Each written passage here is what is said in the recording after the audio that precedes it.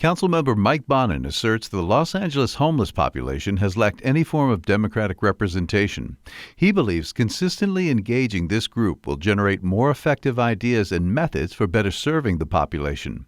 Bonin said this type of commission has been tried in other cities such as Austin, Texas, and Vancouver, British Columbia.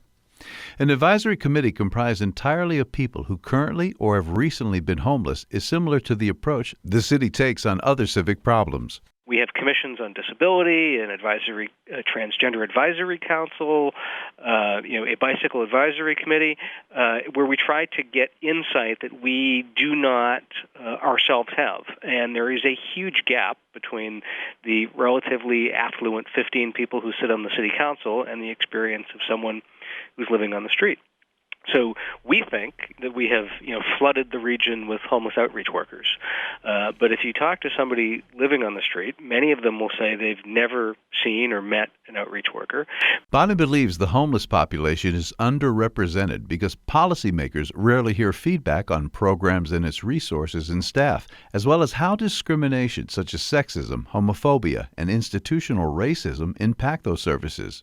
He also feels this initiative will help to counter the rising hate crimes against the homeless. The other reason it's valuable to have it at the status of the council level is there is an increasing demonization of people who are unhoused in Los Angeles, and it leads to hate speech and it leads to hate crimes, as we've seen in the paper this morning, the story about the attempt to set a homeless encampment ablaze on August 25th.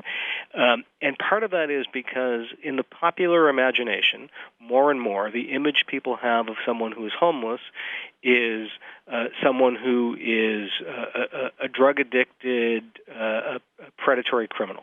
We are not getting into the public imagination, into our public narrative about homelessness, the seniors or the people who have fled domestic violence. I have a woman in my district who's living in the parking lot of my office right now in her car who was a retired nurse, and her rent got jacked up, and she wound up living in her car.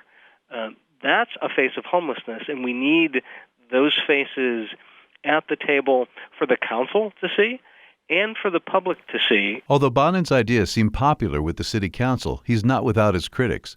The Venice Justice Committee and other homeless advocates say Councilmember Bonin is supportive of the Business Improvement District, which they say has criminalized homeless residents.